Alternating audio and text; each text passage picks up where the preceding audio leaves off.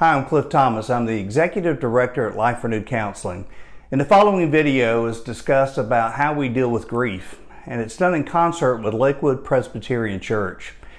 And you may not be Presbyterian, you may not be a person of faith, but the principles contained within this video are helpful for anyone dealing with grief.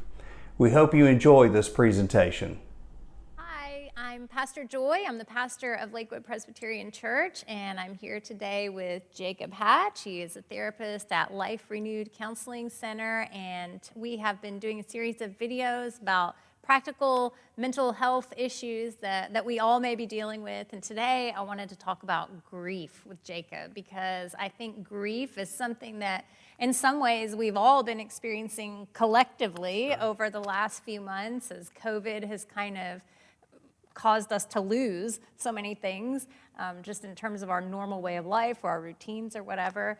But then in addition to that, you know, over the last 10 months, life goes on and we've lost loved ones. Some of you have lost loved ones, and it's just been an extra challenge because that's always hard. But then on top of that, we're in this pandemic, and it sort of gets in the way of our grief process. Maybe we can't have the memorial service we wanted to, or when we wanted to, or we didn't see a loved one in their final days. All that's just kind of complicated it and made it worse. So one thing I noticed early on was I realized in reading something that what we were maybe feeling was grief. And so maybe some of us have been feeling that and weren't even aware that we're feeling grief. Yeah. I don't know how you maybe begin to recognize. Yeah, you know, grief's an interesting thing too. If you think about it, what we get used to, and we start to maybe, and the word that we would use in mental health might be something like attached to, is maybe a person or a thing or a situation or a circumstance.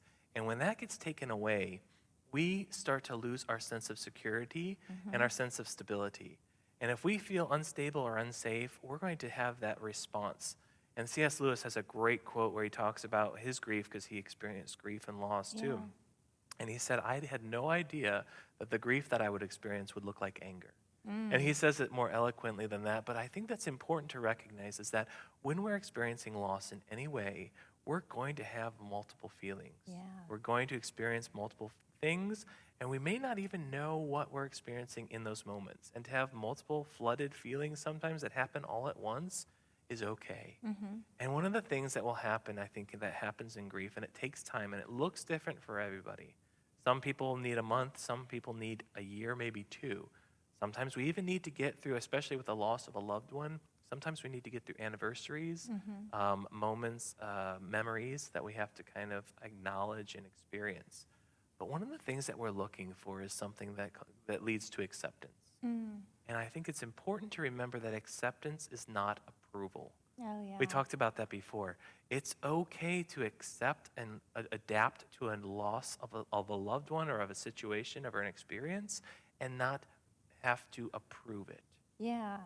I think that would really free you, because one thing I think of is maybe we'll feel guilty about, okay, I've accepted that my wife is gone, or I've accepted this, but then we may feel guilty because we've accepted it. Yeah. But you're saying we don't have to feel, acceptance isn't saying it's okay. I'm not okay with it. Yeah. We may never be okay with it. Yeah. We may accept and maybe find a new normal, maybe understand what that new normal looks, and sometimes we have to do that in different ways.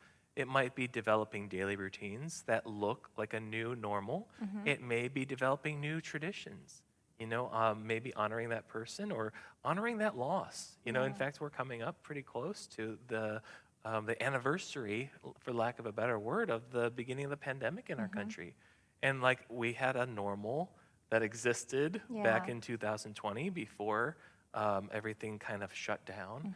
And we're still not quite at a normal yet. Yeah. We have to find new normals in this moment. Yeah.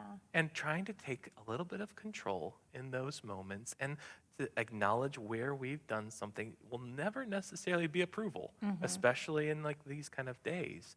But to accept where we're at and develop new situations and routines and feel and be okay with the control we've taken in that sometimes begins that process. Yeah, that's helpful. And what would you say about the process of beginning to create that new normal? How can we kind of get strength for that process or help, or what are some things that we can do to help us start making that journey toward creating a new normal? I think it's really important I like to use a fancy term of externalize it.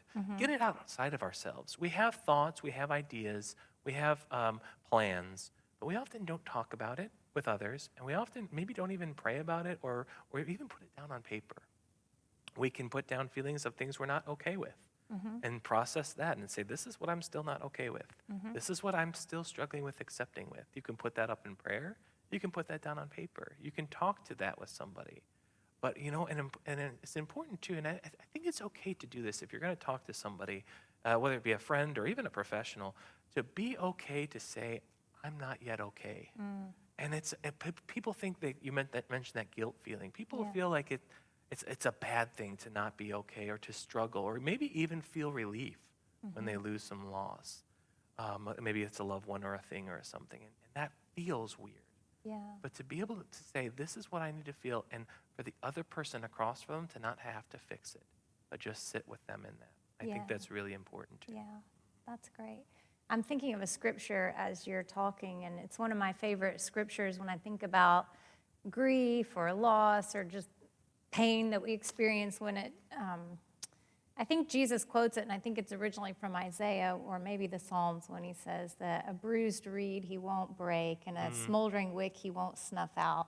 And that scripture always speaks to me of God's compassion and God's presence with us as we go through our grief. And I think that's one thing from a Christian or spiritual point of view, just remembering that too, that God is with us in our grief and that he understands it. Yeah, and I think that it's also important to remember that Christ suffered through grief too. Jesus wept. He felt the emotions that we feel too. Yeah. And I'm reminded too of what St. Paul said, "O death, where is thy sting?" Yeah. Because it really calls to remembrance that we do sting. We feel that, and we have to remind ourselves sometimes that sting is the initial threat or experience, and we can slow down and say, okay, what's really happening around me? Yeah. All right. Well, thank you for talking about grief with me today, and we'll see you next time on our next video.